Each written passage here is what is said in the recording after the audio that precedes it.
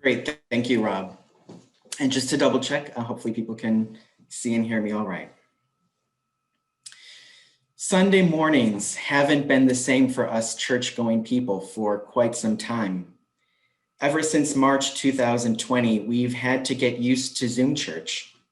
Since the novel coronavirus is spread through airborne droplets, and since social distancing was one of the few interventions we could use to prevent the spread of the virus until the availability of a more sophisticated treatment or vaccine, houses of worship like ours have had to quickly pivot to finding new ways of celebrating community with one another. Who could have imagined a year ago that Zoom, an online format for video conferencing intended for business meetings and launched in 2012, would become the new and dominant format for groups of spiritually minded people to express their highest ideals and aspirations? I know that we wish that we could be back in our cherished sanctuary, and we wish that we were in a different, less concerning phase of the pandemic. But since that's not the case right now, I'd like to acknowledge a few things. I want to acknowledge that there will come a day when we will be able to meet in our building again. And it's something the boards of trustees and worship are discussing in terms of what makes sense for how to meet safely. So definitely stay tuned. I want to acknowledge that having to quickly adapt from being a gathered community rooted in a specific building, on a specific street, in a specific town, to being a virtual community is not easy. And I give you a lot of credit for having been able to make that adjustment. And I want to acknowledge all of the hard work that leaders in this congregation have made to make this virtual religious community possible. Setting up the online accounts, making announcements, making sure everyone has access to the new format, ensuring that people with a high degree of technical proficiency can moderate the online gatherings, and that there are programs online that people are interested in participating in. For all of these reasons and so much more, I applaud this congregation for persevering and being a place that both members and newcomers still want to gather at. You may not know this, but the fact that we are able to meet online at all is actually thanks to a member of this faith. It's not well known, but the founder of the internet, Sir Timothy Berners-Lee, is a Unitarian too. Born in 1955 in London, Berners-Lee published the first website on the World Wide Web in 1990. Since then, the internet has allowed us to connect with family and friends, share ideas, tell stories, spend money on things we want or need, explore the planet, and study, while at the same time, also holding space for people to spread misinformation, abuse, slander, bullying, and canceling one another. Berners-Lee shared in an interview that humanity has good sides and bad sides. The web has to be an accurate mirror of humanity. Therefore, you will find bad stuff and you will find good stuff, horrible stuff and glorious stuff. However, while he has been a supporter of net neutrality, through time and his observation of social networks, he's come to see that we can't take it for granted that humanity will naturally gravitate towards creating something wonderful in cyberspace. Though, at the end of the day, he believes that when all is said and done, there is more good in our world because of the World Wide Web than there is bad. As I mentioned earlier, one of the aspects for good that the World Wide Web allows is the ability of people to connect who wouldn't otherwise be able to do so. It also allows people to share and spread ideas more easily. Thanks to our web presence, more people are able to learn about us, our beliefs, what we stand for, what we're doing in the community, and can join us on Sundays without having to get in a car or spend money on gasoline. Besides just sharing ideas and information, though, one of the central purposes of a religious community is that it is a place where people can find and share inspiration with one another, and to celebrate the presence of the sacred in their lives and in the world around them. When you were meeting in your sanctuary, I imagine that it was pretty obvious how that would look, since people have been gathering in churches, temples, ashrams, and shrines since time immemorial. Meeting virtually is a new phenomenon, and so I have to ask, how does meeting virtually aid or hinder us in our central task as a house of worship?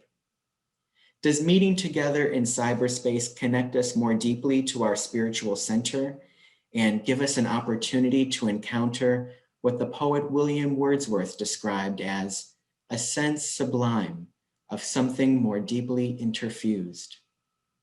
Or, like so much of what one can come across in cyberspace, does it leave us feeling unsatisfied, bored, alienated, and detached, with the digital representation spirit of community bearing no resemblance to the spirit of community we find in the real-time physical encounter of atoms, cells, oxygen, flesh, water, and bread broken and shared?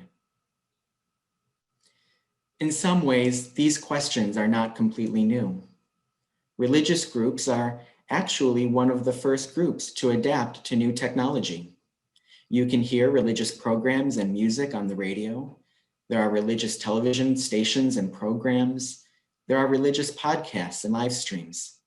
There are digital chapels where people can light a digital candle and write a digital prayer request.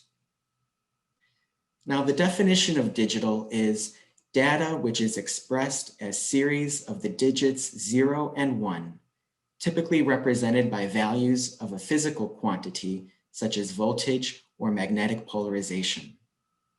The images and sounds we see on our screens right now are not the subjects in themselves, but are symbols which our brain recognizes as projected by a series of digits passing through cables or wirelessly to one another.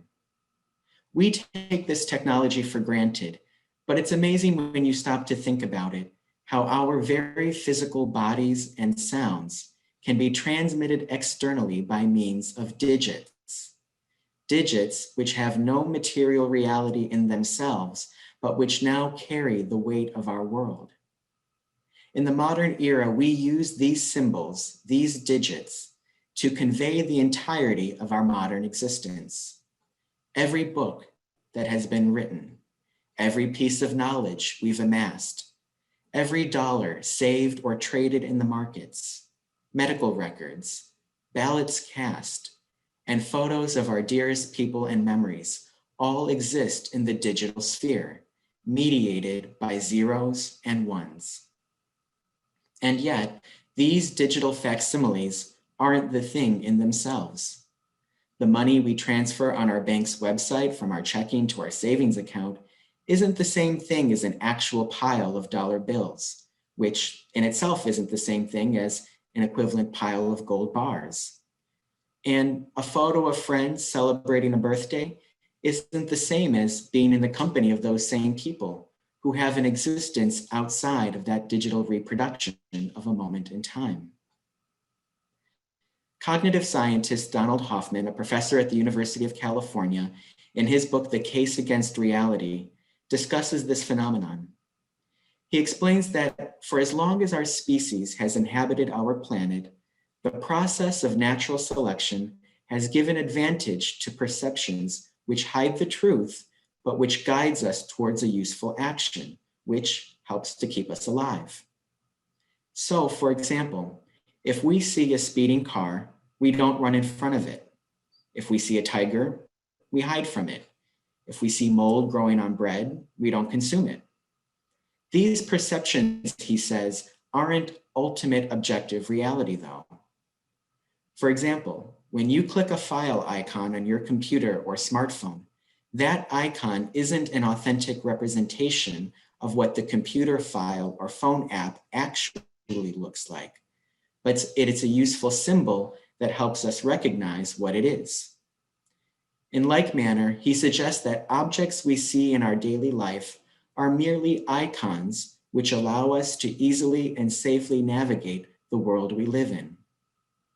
At the end of the day, Hoffman says, it's our experience occurrences of everyday life, not things in themselves, which really are the nature of ultimate reality. Interestingly, all of our religious traditions have been saying something akin to this, and each tradition has a long history of using symbols to signify deeper realities. A church or temple isn't just a building made of stone or wood or bricks. It's the physical repository of the most significant moments in our lives. It absorbs our joys and tears. It reminds us of our highest ideals. And it is the place where we get to practice loving our neighbor as ourselves. Water isn't just a colorless liquid made of hydrogen and oxygen. Water signifies rebirth, new beginnings. It blesses and nourishes us, even though we recognize that it can drown a planet as much as it can nourish a parched earth. Bread, broken and shared, and wine poured out for many aren't just particles consumed to fill our stomachs, but remind us of the importance of gratitude for the gifts of the earth which it gives us without our asking for it. Candles lit or incense burned aren't merely for aesthetic effect or to create a certain atmosphere, but symbolize our hopes, aspirations, intentions, and prayers rising to the divine.